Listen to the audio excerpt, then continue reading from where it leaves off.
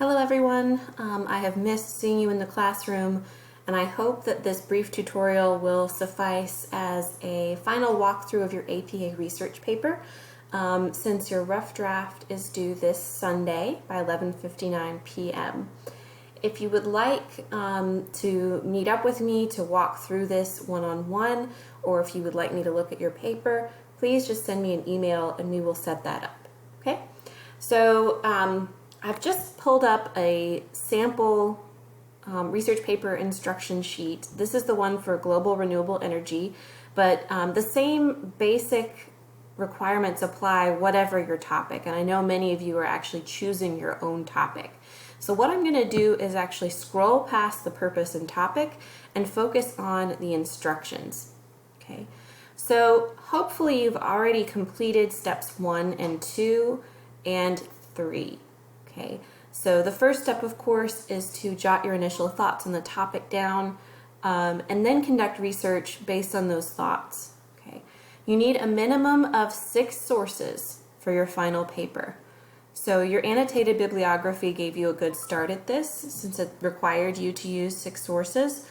You'll also remember that you had to actually switch those sources into APA format for the minor APA documentation assignment.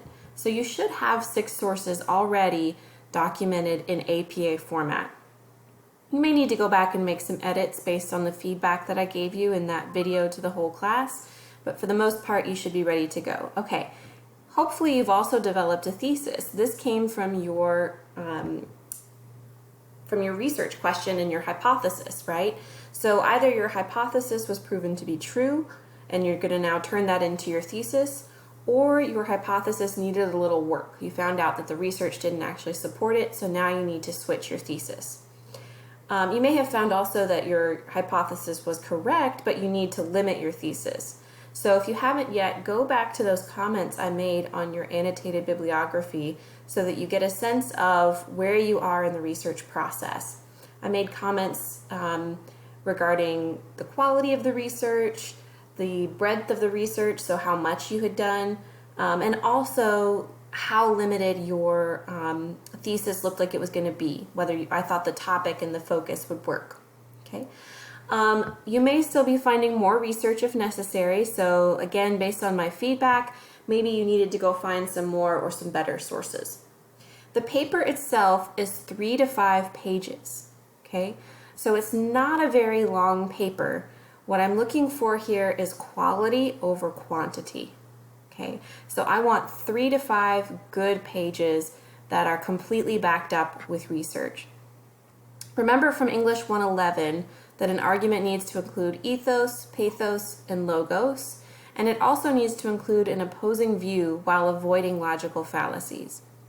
Basically, if you're being fair in your representation of the research, if you are making an argument that considers opposing views, then you are in good shape. Okay? And then finally, polish your final draft. And I suggest that you use reflection, revision, and editing. And I've got some errant punctuation here, which I'm just seeing for the first time. So ignore that in your mind. I recommend that you use tutoring services, etc. Of course, things have changed a little bit since then. You can still access Smart Thinking Tutoring, but of course the drop-in tutoring is no longer available since we're not on campus. However, typically I don't give feedback on rough drafts. I typically leave that to you all to do in the peer review and for you to go to tutoring services and just come to me when you need me. However, I will be giving feedback on your rough drafts this time. Okay, so I will send you an email with feedback based on what you post in the peer review and rough draft discussion board. All right, each prompt has resources as a starting place, so if you haven't looked at those yet, that's a good place to go. Of course, your paper will need to be in APA format. Okay, if you still have questions about APA format, please let me know. I know that I showed you all this sample paper, and I can absolutely post this in Blackboard for you all if you can't find it. This is at the OWL Purdue site. So let me know if you need me to post this for you. Okay. This is a much longer and more complex paper than what I'm asking you to write. So this is really just a explanation of what it's supposed to look like.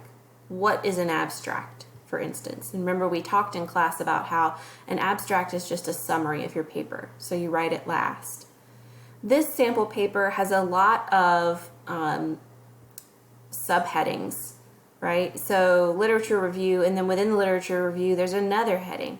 Your paper is pretty short, so it shouldn't need all of these subheadings. You might have headings throughout it, but probably they're going to be these second level headings, like this one here.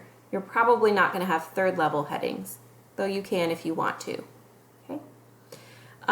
Fourth level headings, I don't see any reason why you would need those, so don't stress about that. Okay, so this walks you through everything you could possibly do in your APA paper, but you're not required to do all of it, just the basics. And again, if you're not sure what the basics are, please contact me. I'm here to help. Okay, email is probably the quickest way, but we can also set up a video chat. Okay, so back to, I've got a lot of things open, sorry. Okay, back to the paper. So I've given you the rubric on which your paper will be graded, based on which your paper will be graded. If you have questions about the rubric, please let me know. I know we've gone through this together in class before, but it probably seems like 5 years ago since all of this happened. So let me know what you need help with, and I am here to help. Okay? I hope you all have a fantastic weekend. If I don't hear from you, and the rest of you, if I do hear from you, I'll be looking forward to helping you with your APA paper.